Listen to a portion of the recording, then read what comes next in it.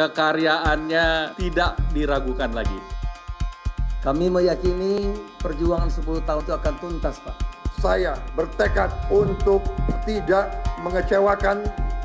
Dari Presiden tidak ada arahan. Izin rakyat untuk kita berkuasa.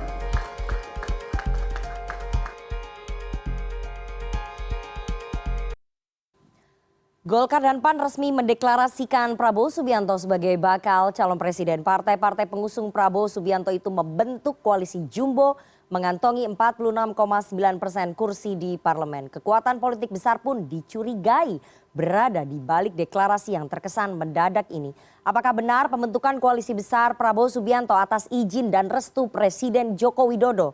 Yang jelas pembentukan koalisi akan mengubah konstelasi politik Pilpres 2024. Prabowo bentuk koalisi besar kepung Ganjar. Malam ini kita akan membahasnya dengan narasumber yang hadir di studio. Saya perkenalkan satu-satu. Dari yang paling kanan ada Wakil Ketua Umum Partai Amanat Nasional, Yandri Susanto. Selamat malam Bang Yandri. Selamat malam, Assalamualaikum warahmatullahi wabarakatuh. Waalaikumsalam. Ada Ketua DPD Partai Golkar, Maman Abdurrahman. Selamat malam Bang Maman. Selamat malam Mbak Nana. Wakil Ketua Umum Partai Gerindra, Habibur Rahman. Selamat malam Bang Habib. Selamat malam. Politisi Partai Demokrasi Indonesia Perjuangan, Andreas Parera. Selamat malam Bang Andre. Malam Nana, merdeka. Oke, dan masih bersama dengan Direktur Eksekutif dari Carta Politika, Yunarto Wijaya. Mas Soto dari tadi senyum-senyum aja nih. Selamat malam. Selamat malam. Ya. Dan seperti biasa ya, untuk partisipasi publik dan juga pemilih muda, kita selalu mengundang teman-teman mahasiswa yang bergabung melalui sambungan virtual. Malam ini ada teman-teman mahasiswa dari BEM Universitas Sriwijaya. Selamat malam. Teman-teman dari BEM Universitas Sriwijaya cukup banyak ya hari ini. Nanti teman-teman dari Unsri bisa menyatakan pendapat, bisa bertanya, mengkritisi dan juga mungkin menimbang-nimbang. Kira-kira partai mana dan juga capres mana yang akan Anda pilih pada 14 Februari 2024 karena suara kalian sangat penting, jumlahnya hampir 60% pada pemilu 2024 nanti. Itu yang selalu saya ulang setiap episodenya Political Show supaya teman-teman ini mau datang ke TPS karena biasanya anak muda ribut aja di sosial media nggak mau datang ke TPS. Jadi teman-teman nanti harus datang ke TPS.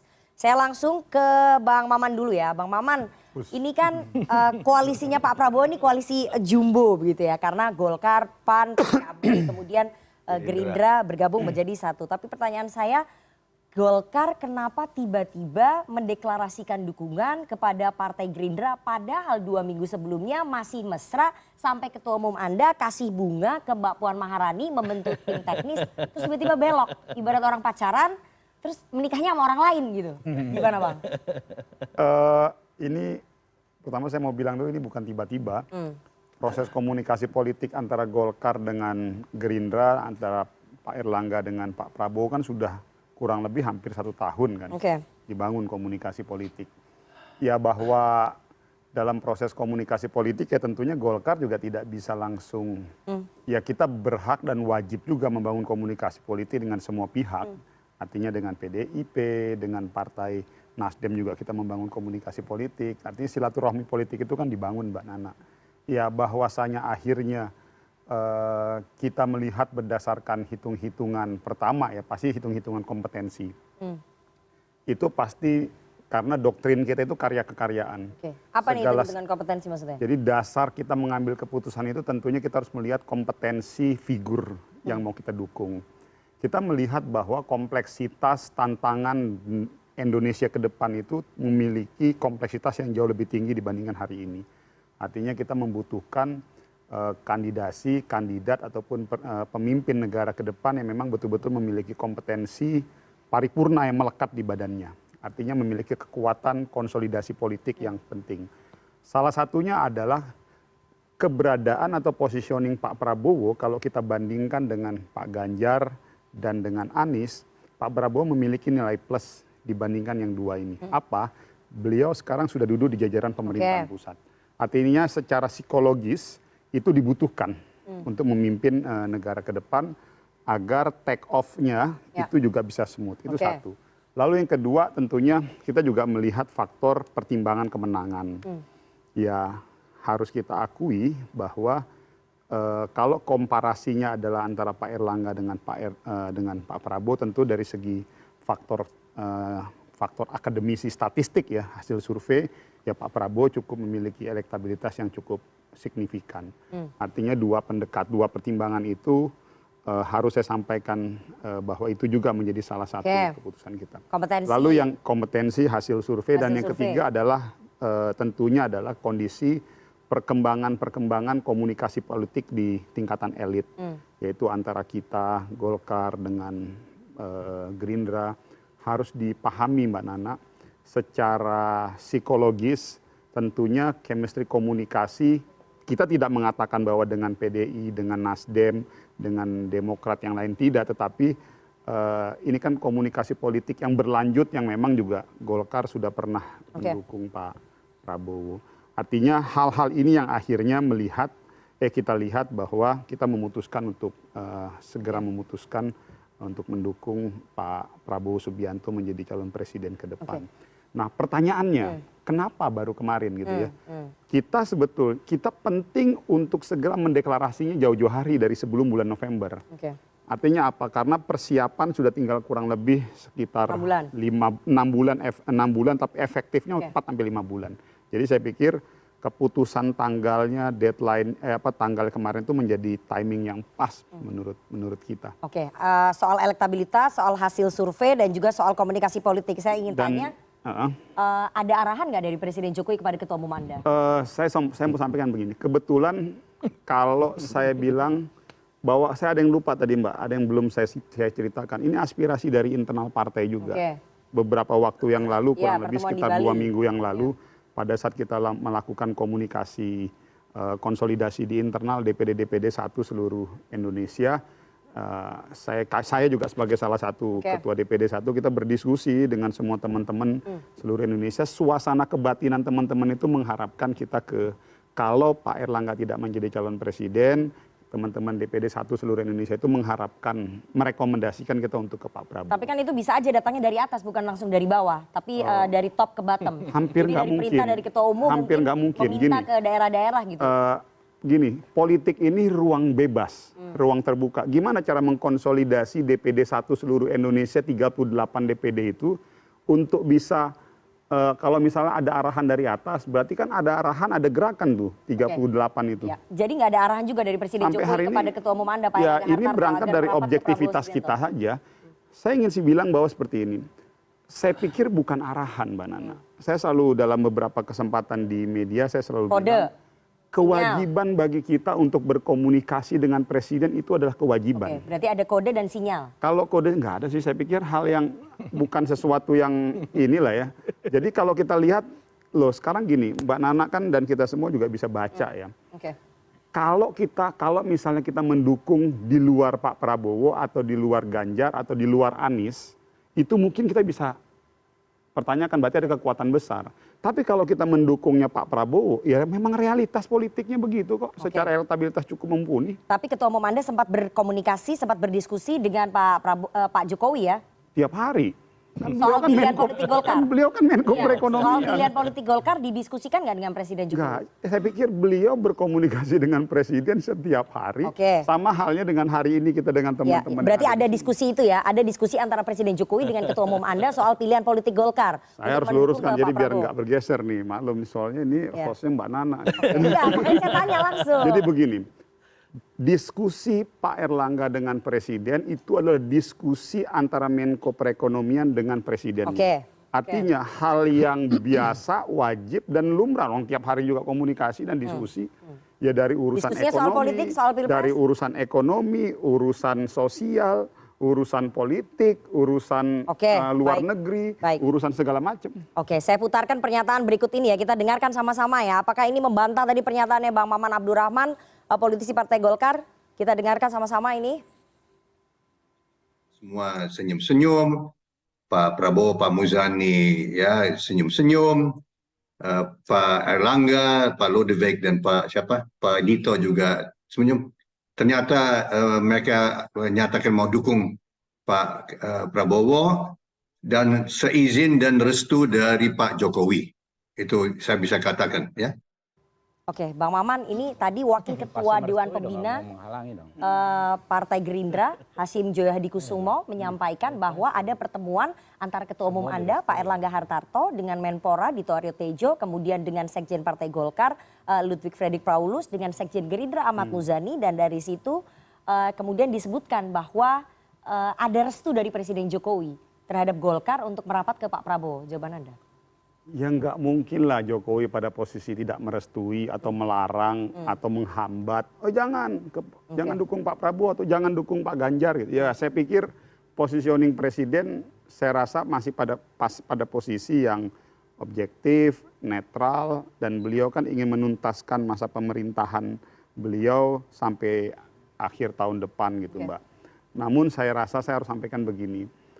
Jadi jangan digeser gini, bentuk komunikasi politik yang dibangun oleh semua partai, baik PDIP, Gerindra, Golkar, dan PAN, dan juga teman-teman yang lain, adalah dalam rangka untuk menangkap semangat kesinambungan pemerintahan ke depan.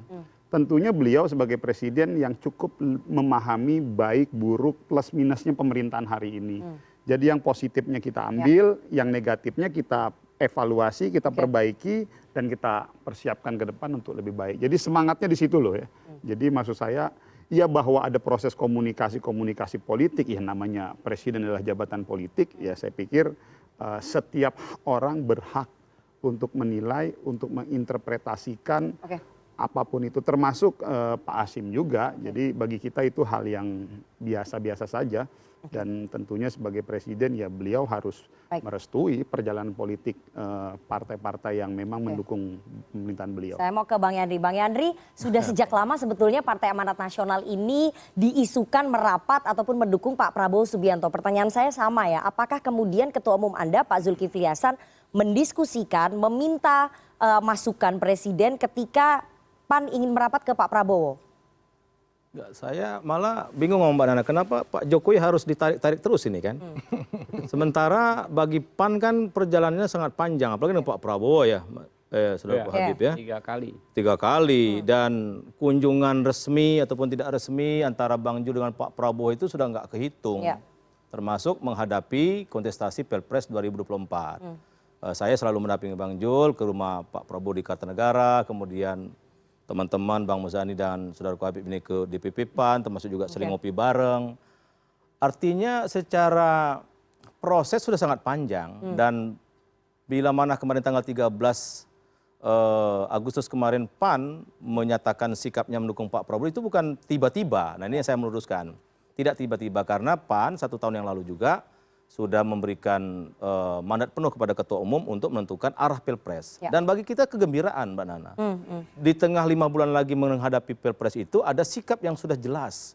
Koalisi-koalisi yang akan dibangun. Ya. Artinya kemajuan demokrasi kita itu bisa dinikmati oleh rakyat. Maka menurut saya PAN bergabung kepada Pak Prabowo itu tidak ada yang perlu dipersoalkan. Karena sudah sangat logik, sangat masuk akal, dan hubungan erat PAN dengan Pak Prabowo itu sudah sangat panjang.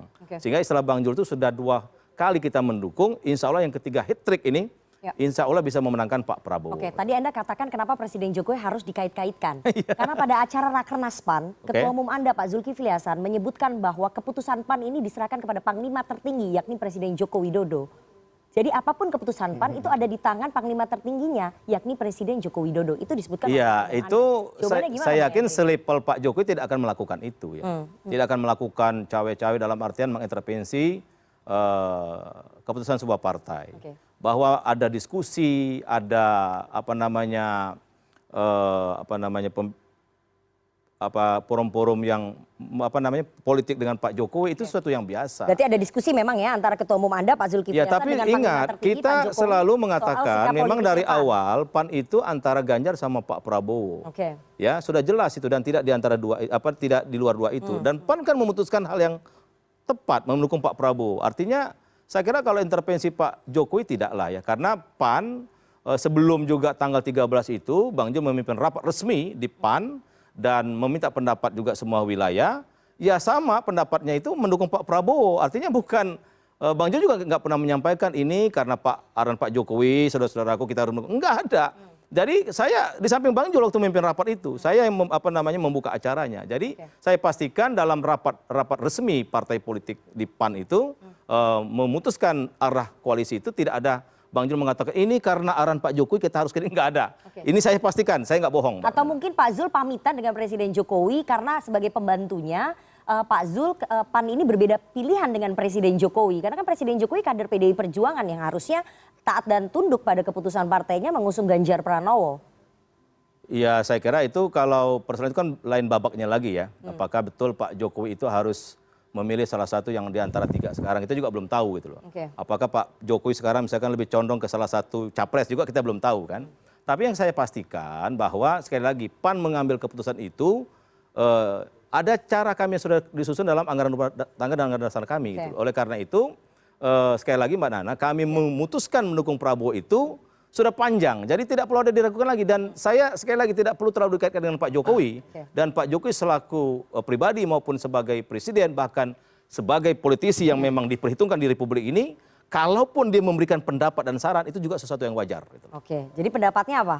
Hah? Pak Presiden Jokowi pendapatnya apa? Sarannya apa kepada? Ya itu yang kita nggak, Bang Jul secara langsung tidak pernah menyampaikan dan tidak pernah mengambil sebuah keputusan di PAN itu atas arahan Pak Jokowi, atas arahan ini nggak pernah Bang Jul. Bagaimana saudara-saudaraku kita begini-begini, kita putuskan secara bersama-sama di internal partai. Meskipun Pak Jokowi disebut sebagai panglima tertinggi ya bagi Ketua Umum Partai Amanat Nasional di acara Rakernas itu ada rekamannya. Bahasa politik lah. Iya itu mah biasa-biasa aja yang bersih itu kan, itu loh. Bang Habib, ini tadi Wakil Ketua Dewan Pembina Pak Hasyim Joyadikusumo secara clear pede sekali mengatakan bahwa Golkar dan juga PAN bergabung mendukung Pak Prabowo karena memang atas restunya Presiden Jokowi. Berarti Gerindra pede gampang sekali memahami apa yang disampaikan oleh Pak Hasyim. Bahwa Pak Jokowi memang tidak pada tempatnya untuk melarang-larang orang atau partai politik mendukung siapapun. Gitu lah. Apalagi ini kan memang dalam konteks kesamaan frekuensi ya. Frekuensi keberlanjutan gitu kan ya. Ya itu hal-hal yang wajar. Ada dua hal ya. Nah, mungkin situasinya bisa dilihat orang sama. Adanya orang berbicara soal dukung-mendukung ini. Yang pertama adalah direktif. Direktif itu orang pakai kekuasaan, menyuruh orang melakukan atau tidak melakukan sesuatu sesuai keinginan orang yang memegang kekuasaan. Yang kedua adalah argumentatif. Artinya berdiskusi antara dua sahabat, antara dua orang tersebut, lalu menghasilkan satu keputusan yang menjadi kemerdekaan orang yang mengambil keputusan ini. Nah inilah Indonesia yang kedua ini. Kita terbiasa. Apa kalau direktif itu bahasa asing, ya karena tapi kalau musyawarah itu bahasa Indonesia dan itulah yang kita implementasikan dan kita lakukan. Itu hal yang biasa di Indonesia. Kita berdiskusi. Nah saya juga sedikit mengkritisi tadi mengepung. Saya pikir tidak pas mengatakan kata mengepung. Itu yang mengatakan PDI Perjuangan. Ya bukan, iya makanya. Kita kan boleh dong. Boleh. Jadi bahwa de facto sahabat kami tersebut partai terbesar 2 kali berkuasa, ya kan. Bahkan ketika oposisi pun mereka sangat dominan. Kita sangat mengagumi. Nah, dejavu yang saya sampaikan bukan dejavu 2014. Ini nuansanya beda. Komposisinya juga beda. Tapi dejavu 1945. Ketika kita nih tokoh-tokoh bangsa, pimpinan-pimpinan kita semangatnya itu bersatu. 1945, ya Soekarno menjadi pemersatu setiap elemen, nggak ada kanan, nggak ada kiri, pokoknya kita agendanya adalah kemerdekaan. Begitu juga saat ini, ya semua termasuk sahabat kami PDIP, ya apa namanya yang kemudian sudah menyatakan mendukung Pak Prabowo, semangatnya keberlanjutan. Ya kan, bagaimana Indonesia menjadi negara besar dan lebih maju ke depan. Kurang lebih itu yang terjadi saat ini. Jadi pertanyaan saya tetap Gerindra merasa bahwa Pak Jokowi memang mendukung Pak Prabowo ya? Ya kalau itu kita amini gitu kan. Tapi kan kita nggak bisa menilai. Kami bukan pengamat. Kalau kami tentu berhak dan mengamini. Pak Prabowo nyaman sekali ketika dikaitkan dengan Pak Jokowi. Ya itu dia, kita amini. Pak Jokowi mendukung Gerindra, kita amini. Ya Allah, semoga Pak Jokowi mendukung Gerindra. Begitu loh. Itu hal yang biasa, nggak ada masalah. Dan kalau mau jujur, faktor Pak Jokowi itu ya memang masih sangat diperhitungkan sekarang. Terbukti dengan beberapa lembaga survei, tingkat kepuasan sangat tinggi. Jadi kalau ada orang yang atau kandidat capres ingin dekat dengan Pak Jokowi sekarang sangat normal. Yang nggak normal itu kalau menjauh, ya kan? Ini maksudnya siapa Ganjar yang menjauh? Menurut Anda siapa yang menjauh? Enggak, saya bisa bilang kalau ada capres yang mendekati Pak Jokowi itu sangat normal. Nah, dianggap nggak normal kalau menjauhi Pak Jokowi. Nah, artinya kenapa saya bilang tadi? Karena Pak Jokowi sekarang tingkat kepuasan atau tingkat kesukaan publik atau rakyat ke Pak Jokowi sangat tinggi.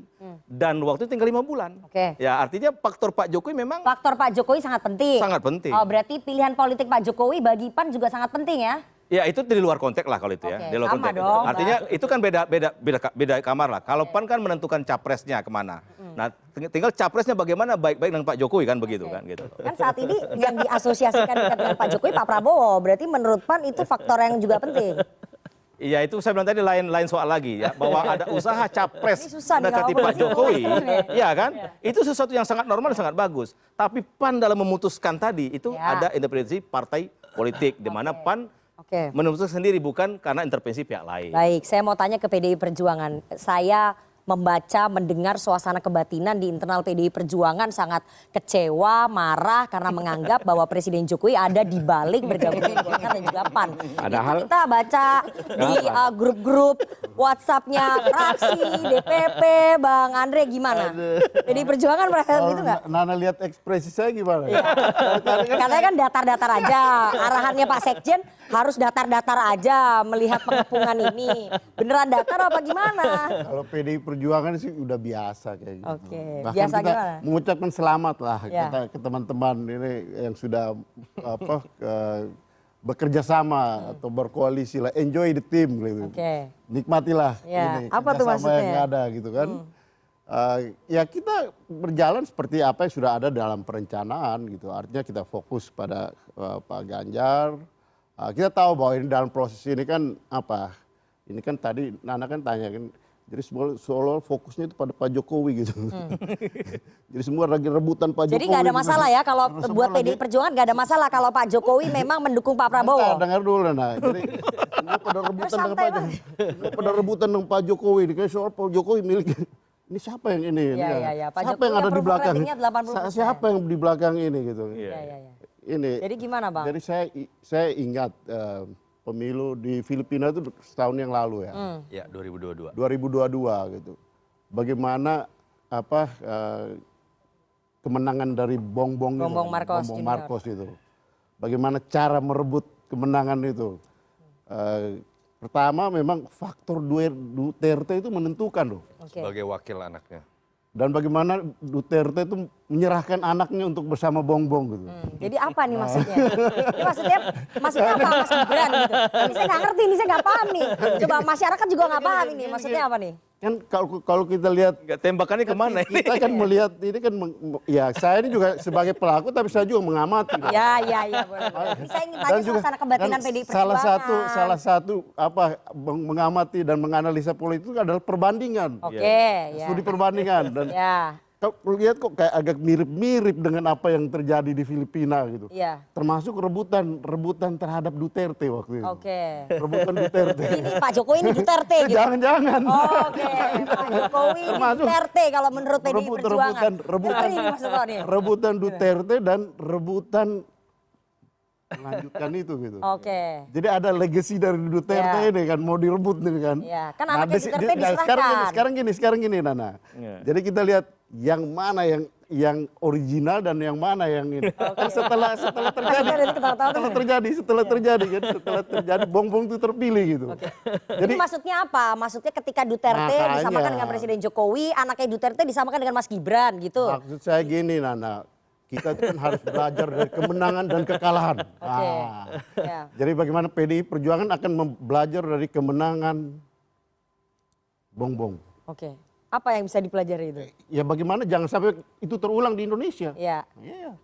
Jadi Belajar dari kemenangan. ya, apa yang perlu dipelajari apa ini? Makanya- Sekarang yang diperebutkan kan Pak Jokowi masalahnya. Ya justru itu gitu. Oh, Justru gitu. itu kan. Ya, ya. Jadi PDI Perjuangan sekarang merasa bahwa sedang ada jarak dengan Pak Jokowi.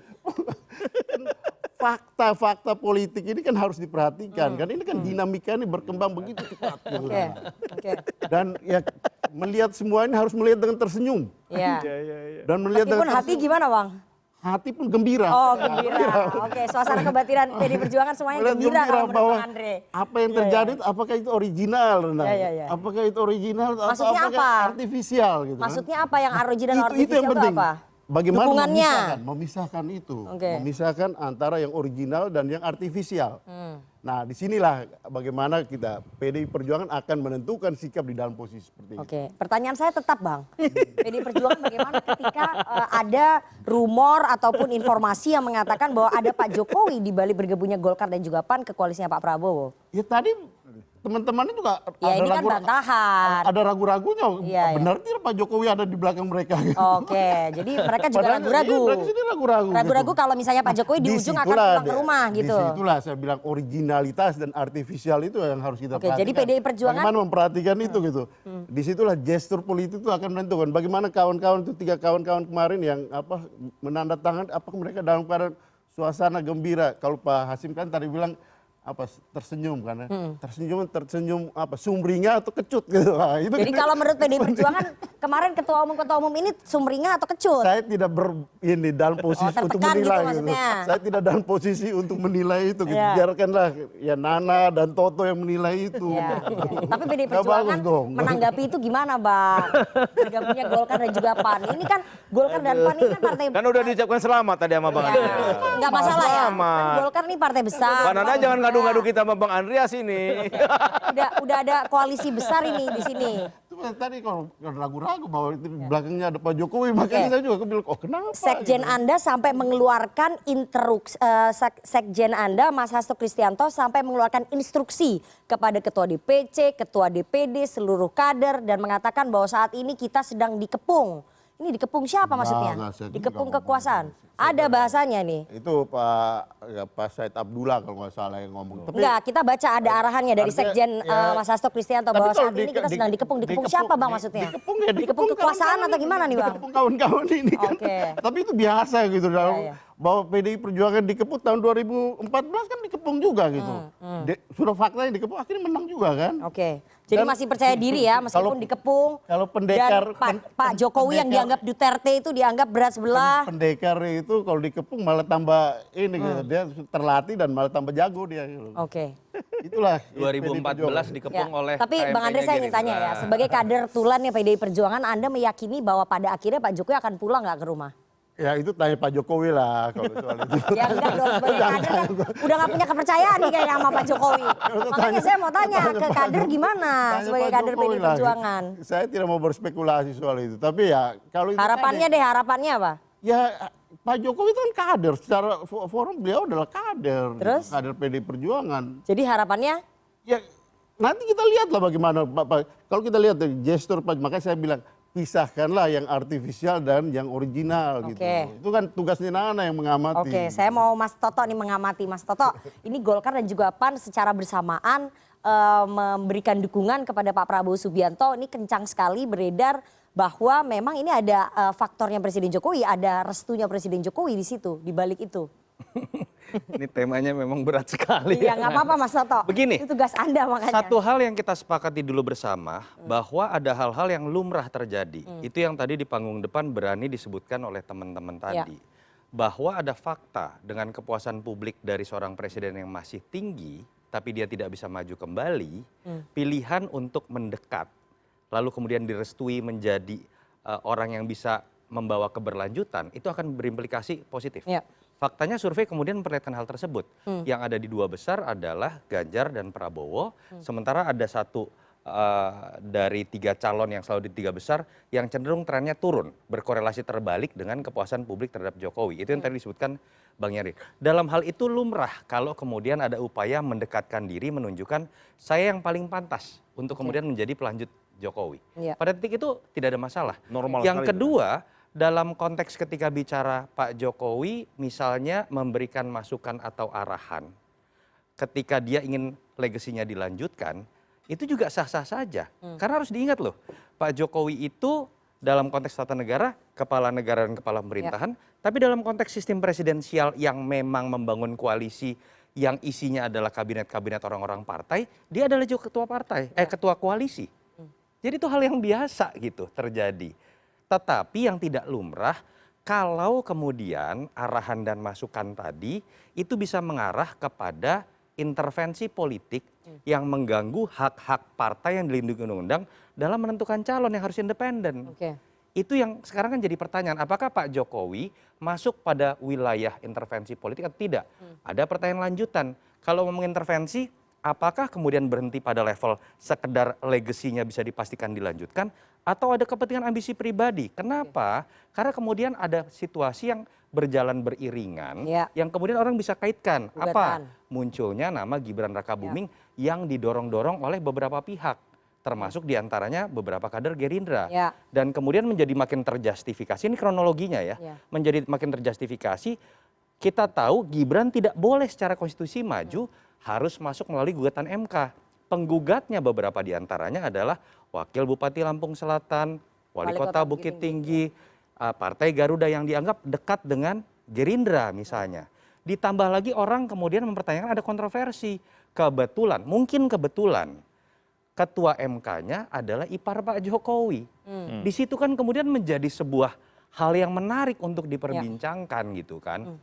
Ditambah lagi kalau kemudian arahnya kepada Pak Prabowo, kenapa berbeda dengan tempat Pak Jokowi bernama PDI Perjuangan? Kan rangkaian ini. Nah, kebetulan rangkaian ini bocoran-bocorannya keluarlah dari kalimat-kalimat beberapa petinggi politisi. Satu, Bang Zul mengatakan di tanggal 4 Mei, kalau Pak Jokowi bilang kanan, saya kanan. Kalau Pak Jokowi kiri, saya kiri. Lalu kemarin di sebuah acara dengan Kumparan, Bang Zul yang mengatakan kita udah 2 kali kalah. Alangkah baiknya kita ikut saja Pak Jokowi, saya nggak mau pusing. Pak Hasyim mengungkapkan hal yang sama walaupun tafsirnya mungkin berbeda. Bang Muzani misalnya pernah mengungkapkan dalam konteks PSI, kalau menyatakan dirinya tegak lurus terhadap Jokowi, artinya akan mendukung Prabowo. Jadi ada jawaban-jawaban atau statement-statement yang mengkonfirmasi spekulasi dan kecurigaan sebagian pihak bahwa memang ada intervensi politik dari Jokowi. Bahkan intervensi itu bukan dalam konteks hanya untuk melanjutkan legacy, tapi ada kepentingan ambisi pribadi menempatkan anaknya di situ untuk kemudian menjadi seorang wakil presiden. Kalau itu yang terjadi, itu bukan hal yang lumrah lagi, karena kalau pemilu diartikan sebagai suksesi kepemimpinan yang ditentukan oleh presiden sebelum, kita bukan lagi masuk dalam era demokrasi. Demokrasi berarti hanya basa-basi saja, itu bentuk otoritarianisme yang menurut saya kalau betul terjadi, ya kita harus kemudian batasi bersama-sama. Tapi kan semuanya masih berandai-andai dan dalam bentuk spekulasi. Jadi yang disampaikan Bung Yunarto Wijaya tadi, itu kan 90% hal yang wajar. 10% soal Gibran kan, yang dianggap tidak wajar. Tapi ketika terjadi ya bobotnya bisa 90%. Saya ngomong dulu. Kan saya hanya resum yang Anda sampaikan. Nah, persoalannya itu kan tinggal bagaimananya. Asumsi boleh saja, tetapi bagaimana hal tersebut bisa terjadi? Apakah ya kan yang disebut intervensi itu kan harus ada how ya. Bagaimana intervensi yang dilakukan? Nah, jelas kok kita lihat. Wajah-wajah sumeringah ini ya, wajah-wajah sukacita ini, tidak mungkin orang-orang yang di bawah tekanan. PSI ya kan dengan sukacita menyatakan kami ikut Pak Jokowi, ya. Bang Zul dengan sukacita menyampaikan begitu. Pak Erlangga. Ini orang-orang yang tidak tersandra, nggak ada masalah apapun. Anda yakin ya tidak ada yang tersandra nih ketua umum partai ini? Di situasi seperti ini ya kan ya, di negara demokrasi seperti saat ini, siapa yang bisa menyandra siapa? Dan bagaimana caranya? Tolong disebutkan. Nah, menurut saya itu menarik, termasuk yang mau dibahas khusus. Sangat kalau bicara kronologi nanti jadi menarik. Semakin bagus gitu loh. Semakin bagus. Kalau nanti kita bahas terkait Golkar mungkin menarik. Bagaimana caranya?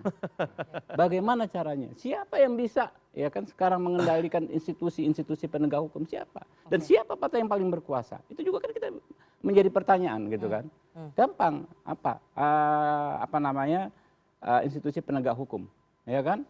Siapa pimpinannya? Kemudian keluarganya latar belakangnya dari mana? Dari partai apa? Itu juga kan bisa dinilai.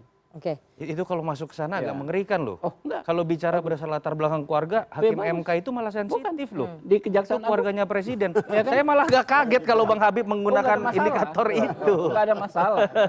Itu malah menjustifikasi kecurigaan orang. Asumsi tersebut secara objektif, karena apa yang disampaikan nanti kan pada saatnya akan sampai ke persoalan hukum. Betul. Kita nggak akan bisa judgement ya dengan asumsi-asumsi, nggak bisa gitu, karena kita juga harus mengedukasi publik untuk mempertanggungjawabkan asumsi-asumsi yang kita gelontorkan.